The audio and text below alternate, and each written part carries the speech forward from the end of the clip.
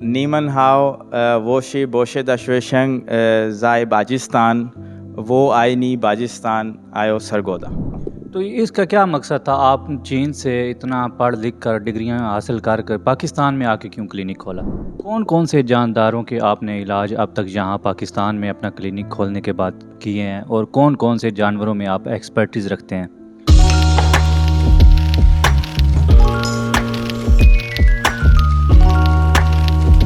जी अस्सलाम वालेकुम ख़वातीन हज़रात, मेरा नाम है सलीम कैस और आप देख रहे हैं हेलो पाकिस्तान। नाजरीन, आज हम मौजूद एक ऐसे डॉक्टर साहब के पास हैं जो कि जानवरों के स्पेशलिस्ट हैं और इन्होंने बाहर के ममालिक से तालीम याफ्ता हैं और अपनी डिग्री को कंप्लीट किया और पाकिस्तान में आकर अपना एक क्लिनिक खोला जानवरों का, और यहाँ पर ये जानवरों का इलाज करते हैं। और बाकी मालूमात हम इनसे जानते हैं, इनसे पूछते हैं कि ये क्या तरीक़ाकार होता है, किस तरह करते हैं, सारा निज़ाम चलाते हैं। तो आइए वीडियो को शुरू करते हैं। अस्सलाम वालेकुम सर, क्या हाल है? ठीक है? वालेकुम अस्सलाम जी, बहुत शुक्रिया आपको का। मेरा नाम डॉक्टर साद रहमान है। मैंने 2016 में अपनी ग्रेजुएशन मुकम्मल की यूनिवर्सिटी ऑफ एग्रीकल्चर फैसलाबाद से। उसके बाद मैंने अपनी स्पेशलाइजेशन एग्रीकल्चर यूनिवर्सिटी से ही स्कॉलरशिप है वहाँ से की। उसके बाद गवर्नमेंट के कुछ स्कॉलरशिप्स आते हैं जो कि फ़ॉरेन स्टूडेंट्स के लिए होते हैं कि आप उनमें फ़ॉरेन स्टूडेंट्स में जाके अपनी आला तालीम हासिल करें। तो वो मैंने हुकूमत का वजीफ़ा उसमें हासिल किया और मैंने अपनी पीएचडी के लिए चीन में जो टॉप 150 के रैंक में एक यूनिवर्सिटी आती है वहाँ से जाके अपनी तालीम हासिल की। उसका चीन में जाके आपने? चीन में जाके वहाँ से हासिल की, और उसका फ़ायदा मुझे ये हुआ कि एक मुझे इंटरनेशनल उसमें एक्सपोजर मिला। जो चीज़ें हमारे पाकिस्तान में मौजूद ना थीं या जिस टेक्नोलॉजी का इस्तेमाल नहीं होता था आज से पहले, तो वो मैं यहाँ पे अपने जो मरीज़ हैं उनको मैं ये चीज़ें और सहूलियात प्रोवाइड कर सकता हूँ। तो इसका क्या मकसद था? आप चीन से इतना पढ़ लिख कर डिग्रियां हासिल कर कर पाकिस्तान में आके क्यों क्लिनिक खोला? इसकी वजह एक तो ये है कि ये एक हमारा मुल्क है और इसमें अभी काफ़ी इस चीज़ के गैप्स हैं। चूँकि हर इंसान को अपने मुल्क से एक लगाव होता है, उसमें काम करने का, उसके आबाओ अजदाद और तमाम चीज़ें उसकी रूट्स इधर से बिलोंग करती हैं। हम बाहर से आला तालीम ज़रूर, मैं हर किसी को कहता हूँ कि वो बाहर से आला तालीम हासिल करने जाएँ और वापस अपने इस मुल्क को, जो कि अभी बनने संवरने के उस फेज़ में है, अभी बनना संवरा नहीं है, तो आके अपने किरदार अदा करें और इंशाल्लाह अल्लाह करे ये बहुत जल्द एक अच्छे मुकाम पे होगा। तो आपको यहाँ पर क्लिनिक बनाकर इन यहाँ के लोगों से कैसा रिस्पांस मिला है? फीडबैक कैसा मिल रहा है? क्या अच्छा काम चल रहा है और क्या लोग इस चीज़ को तरजीह देते हैं या नहीं देते? माशाल्लाह मेरी एक्सपेक्टेशन से बहुत ज़्यादा अच्छा रिस्पांस है। मैं ये नहीं समझता था कि यहाँ पे भी लोगों की उस हद तक कैपेसिटी होगी कि जिस हद तक मैं बाहर रहा हूँ, जिस तरह लोग उधर अपने जानवरों को प्यार करते हैं या उनसे उनकी एफिलिएशन होती है। बट मुझे यहाँ पे आके लगा कि यहाँ पे भी लोगों का लगाव और उनका प्यार उतना ही है, बट उनको ये सहूलियात और उनको ये जो गाइडेंस है कि आपने इसे किस तरह रखना है, कौन सी खुराक देनी है, कौन सी वैक्सीनेशंस करनी है, वो उनकी तालीम इनको पूरी नहीं है। सही हो गया। और सर, आपके क्लिनिक में जानवरों का किस तरह से ट्रीटमेंट किया जाता है? कौन कौन सी बीमारियों के आप उनका इलाज करते हैं? मोस्टली जो वबाई मर्ज़ हैं जिनको, क्योंकि पाकिस्तान में वैक्सीनेशन का जानवरों में भी इतना ट्रेंड नहीं है जिस तरह हम इंसानी बच्चों में वक्तन फ़वक्तन वैक्सीन्स करवाते हैं, जो भी कुछ जानदार चीज़ है उनकी ज़रूरत है वैक्सीनेशन। अच्छा। तो इसी तरह इनमें भी मोहल्ले को लाइलाज बीमारियां होती हैं, तो इनकी जो वैक्सीनेशंस नहीं करवाते, चूँकि अभी ट्रेंड उस लेवल पे सेट नहीं हुआ, तो उस तरह के जो वैक्सीनेशन अब डॉग्स के अंदर, कुत्तों के अंदर कैनाइन पार्वो वायरस के बड़े केसेस आते हैं, डिस्टेंपर के आते हैं, कैनल कफ्स के आते हैं। इसी तरह बिल्लियों में भी पैनल्यूकोपीनिया वायरस और कैल्सी वायरस के काफ़ी केसेस रिपोर्ट होते हैं। कौन कौन से जानदारों के आपने इलाज अब तक यहाँ पाकिस्तान में अपना क्लिनिक खोलने के बाद किए हैं, और कौन कौन से जानवरों में आप एक्सपर्टीज़ रखते हैं? वैसे तो सर इसमें यह है कि हम जो डीवीएम डॉक्टर है, इंसान के अलावा इस दुनिया में जितनी भी मखलूक है वो डीवीएम डॉक्टर की ज़िम्मेदारी है। डीवीएम डॉक्टर से क्या मुराद है? ज़रा ब्रीफली हमें गाइड कर दीजिएगा। Doctor of veterinary medicine. अब चूँकि डॉक्टर ऑफ वेटनरी मेडिसिन के जो मरीज़ों की तादाद है या उनकी स्पीशी है वो बहुत ज़्यादा है। बिलफ़र्ज़ अगर हम समुंदर वाली साइड पे चले जाएं, वो एक अलहदा दुनिया है। वाइल्ड लाइफ में चले जाएं तो वो एक अलहदा दुनिया है। लार्ज एनिमल में चले जाएं, गाय भैंस में, कमर्शियल जो एनिमल हैं वो एक अलहदा दुनिया है, ठीक है। और इसी तरह पालतू जानवर एक अलहदा दुनिया है। तो हम तमाम एनिमल्स को पूरा नहीं उतर सकते।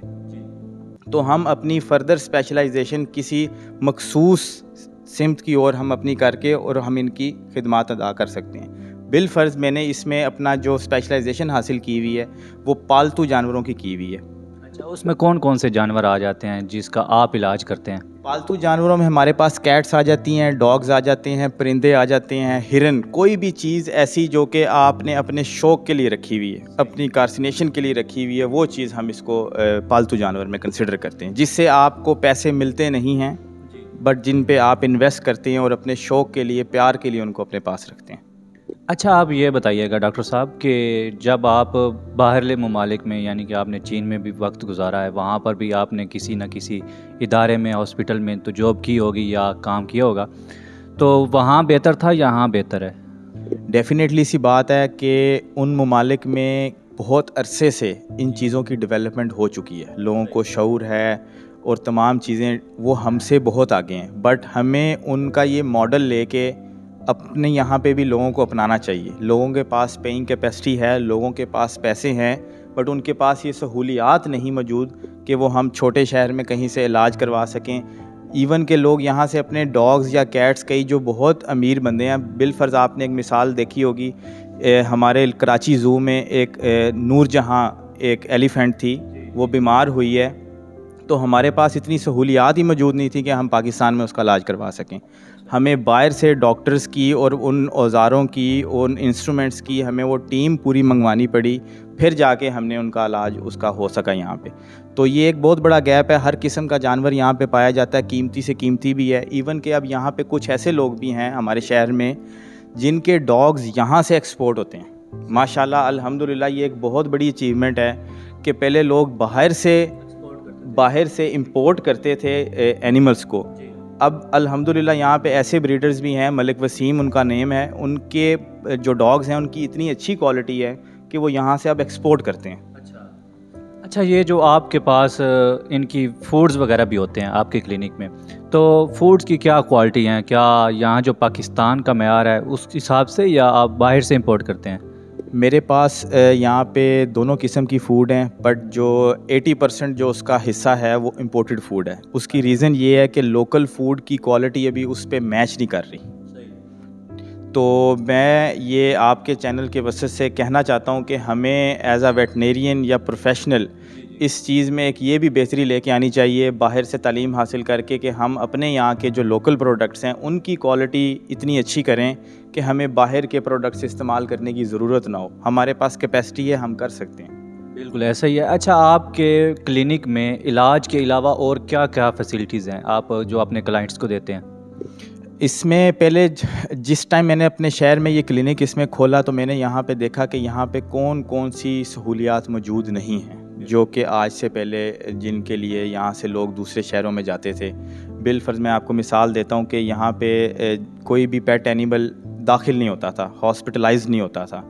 लोगों को दूसरे शहरों से जो आते हैं उनको रोज़ आना पड़ता था, या जो लोकल भी है उसको रोज़ लेके आना पड़ता। लेकर आना पड़ता है। जिस तरह के इंसानों का एक मामूल होता है, अगर आप किसी भी अस्पताल में जाते हैं, आपको कोई ऐसी बीमारी होती है कि आपको दाखिल होना पड़ता है, तो यही सेम प्रोसीजर होता है जानवरों का भी। बिल्कुल ऐसी है। होती हैं उनमें भी कुछ ऐसी बीमारियां जिनमें दाखिल होना पड़ता है? उनमें अक्सर बीमारियों में 8-8 दिन भी इलाज चलता है। तो अब उसमें एक ओनर के लिए ये बड़ा मुश्किल हो जाता है दूसरे शहर से अपना काम छोड़ के और इन चीज़ों के लिए आना, तो हम इनको इधर दाखिल भी कर लेते हैं। इसके अलावा हम इनको बोर्ड भी करते हैं। बिलफ़र्ज़ किसी का एनिमल बीमार नहीं है, वो किसी शादी पे जाना चाहता है, वो उम्रे पे जाना चाहता है, बाहर छुट्टियों पे अक्सर जाते हैं मेरे क्लाइंट्स, तो वो अपनी कैट्स या डॉग को हमारे पास बोर्ड कर जाते हैं। अच्छा, तो ये सबसे बड़ी मैं समझता हूँ कि आप फैसिलिटीज़ दे रहे हैं यहाँ के लोगों को जो आउट ऑफ कंट्री जाना चाहते हैं या कहीं किसी फंक्शन पे जाते हैं, तो घर में ख्याल रखने वाला कोई नहीं होता। तो इसका क्या तरीक़ाकार होता है? उसके लिए क्लाइंट को क्या करना पड़ता है? आपसे कैसे रब्ता करेंगे? वो हमारे फ़ेसबुक चैनल से भी हमसे रब्ता कर सकते हैं। उसमें हमारे पास जो इसका कॉन्टैक्ट्स है वो ऑनलाइन भी आपको मिल जाएगा, गूगल मैप्स पे भी ये चीज़ आपको अवेलेबल हो जाएगी, और इसका आपको इंस्टाग्राम से भी वो हमें इसमें रीच कर सकते हैं। और ये अगर उन्होंने टिपिकल बोर्ड करवाना है तो इसकी कुछ लवाज़मात हैं कि वो एनिमल वैक्सीनेटेड होना चाहिए, और जब आप उसे छोड़ के जाते हैं तो इवन कि अगर बिलफ़र्ज़ आप बाहर के मुल्क जाते हैं, आप उससे देखना चाहते हैं, आपको उससे लगाव इतना ज़्यादा है, तो हम उसमें कैमरा भी इंस्टॉल किया होता है जो कि 2 वे होता है। आप दुनिया के किसी मुल्क में भी बैठ के उसकी मूवमेंट, खा रहा है, पी रहा है, उससे बात कर सकते हैं और उसे देख सकते हैं। अचीवमेंट है ये तो आपकी। अच्छा डॉक्टर साहब, हमें आप ये बताइएगा कि जो यहाँ पर मरीज़ सॉरी क्लाइंट आते हैं अपने पेट्स को लेकर किसी भी पालतू जानवर को इलाज करवाने के लिए, तो उसकी फ़ीस का क्या हिसाब किताब होता है, बीमारी के लिहाज से या फ़िक्स फ़ीस प्राइस रखी हुई है आपने? जो उसमें एक जो फ़िक्स प्राइस है वो तो चेकिंग की फ़ीस है। अब तमाम बीमारियों की एक जैसी फ़ीस नहीं हो सकती। किसी को ड्रिप लगनी है, किसी की अगर ऑर्थोपेडिक सर्जरी है, किसी की टांग का मसला है, तो उन तमाम केसेस की उनके हिसाब से है। अच्छा, सर्जरी वगैरह भी यहाँ पर होती है? जी, इधर सर्जरी भी होती है, हर किस्म की सॉफ्ट टिश्यू सर्जरी भी होती है और हार्ड टिश्यू सर्जरी भी होती है। ये सॉफ्ट और हार्ड में क्या डिफरेंस है, ज़रा ये कर दें डिफाइन थोड़ा सा क्लियरली। उसमें ये है कि फॉर एग्ज़ाम्पल हमारे इस शहर के गिरदोनवा में जो बुल डॉग्स का शौक़, बुली कुत्तों का शौक़ बड़ा कॉमन है। गुलटरिया डॉग्स है, बुली कुत्ते हैं, उनके लोग कान कटवाते हैं और दुम कटवाते हैं, टेल डॉकिंग जैसे हम कहते हैं। तो ये हार्ड टिश्यू सर्जरी में टेल डॉकिंग आ जाती है अगर हमने उनकी दुम काटनी है और इस तरह की चीज़ें। और अगर किसी की लेग फ्रैक्चर है, ये भी हार्ड टिश्यू सर्जरी में आती है। सॉफ्ट टिश्यू सर्जरी आता है कि किसी ने अपनी कैट को स्पे करवाना है कि वो आगे बच्चे ना दे सके, सही हो गया। तो और या किसी मेल या उन्होंने किसी मेल को न्यूट्र करवाना है, तो वो ये सॉफ्ट टिश्यू सर्जरी में आती है। आँख की हो गई, मैदे की होगी, ये तमाम सॉफ्ट टिश्यू सर्जरी। अच्छा, ये फैसिलिटीज़ भी आपके पास मौजूद हैं। अच्छा, ये जो एक मसला है जानवरों के, सुना है पासपोर्ट वगैरह, तो ये क्या सीन होता है, ज़रा इसमें कुछ है आपकी क्लिनिक का किरदार अदा?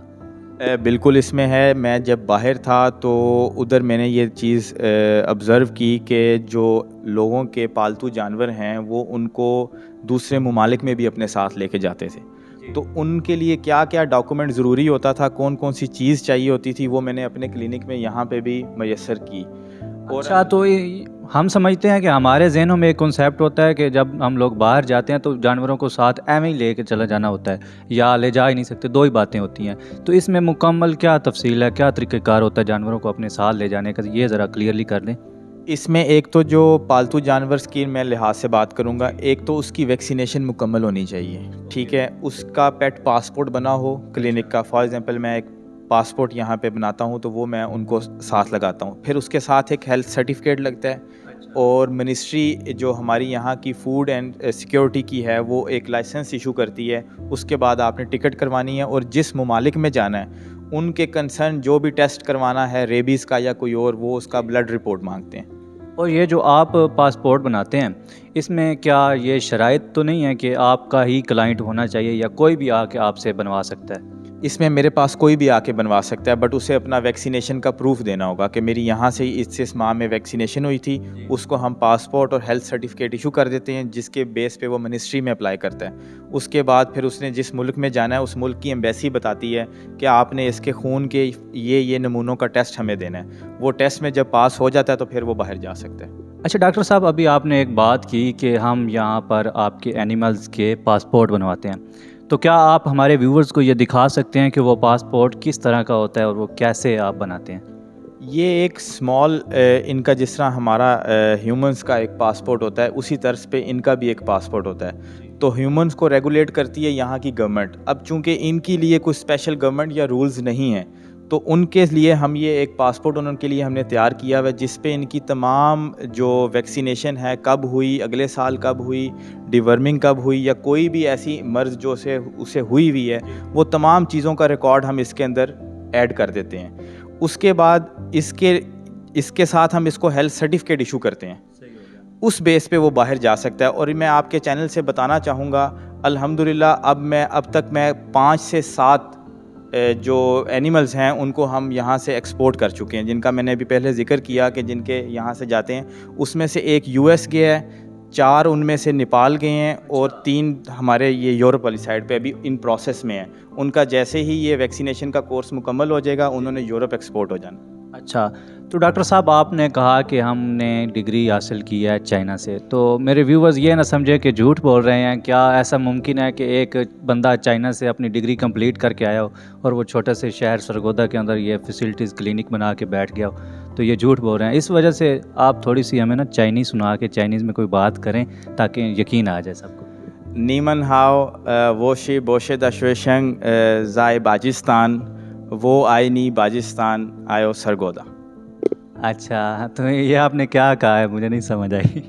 मैंने इसमें कहा है कि एक तो मैंने अपनी जो ऑडियंस हैं उनको मैंने हेलो किया है, और उसमें मैंने अपना इंट्रोडक्शन करवाया कि मैं एज अ डॉक्टर इधर काम कर रहा हूँ और मुझे अपने मुल्क से प्यार है और मुझे अपने इस प्रोफेशन से भी प्यार है। जी नाज़रीन, तो उम्मीद करता हूँ कि ये वीडियो आपको पसंद आई होगी और जो डॉक्टर साहब ने आपसे मालूमात शेयर की समझ आ गई होगी। अगर मज़ीद आप कुछ जानना चाहते हैं, अपने पेट्स को दिखाना चाहते हैं, उनका इलाज करवाना चाहते हैं, आप यहाँ पर आ सकते हैं। डॉक्टर साहब हर टाइम यहाँ पर अवेलेबल होते हैं। डॉक्टर साहब ना भी हों तो उनका अमला यहाँ 24 घंटे मौजूद होता है और आपके पेट्स की बाहिफाजत अच्छे तरीके से ट्रीटमेंट की जाएगी। और अगर आप हेलो पाकिस्तान के तवसल से आते हैं और हेलो पाकिस्तान का आके ज़िक्र करते हैं डॉक्टर साहब को, तो ये आपको खुसूसी डिस्काउंट और रियायत भी देंगे और साथ में कुछ अच्छे मशवरे भी देंगे। तो उम्मीद करता हूँ कि वीडियो पसंद आई होगी। अगर पसंद आई है तो लाइक कमेंट शेयर ज़रूर कर दें। मिलते हैं इसी तरह की मज़ीद अच्छी वीडियो में। तब तक के लिए अपना बहुत सारा ख्याल रखिएगा, अपनी दुआ में याद रखिएगा। अल्लाह हाफिज़। Thanks for watching.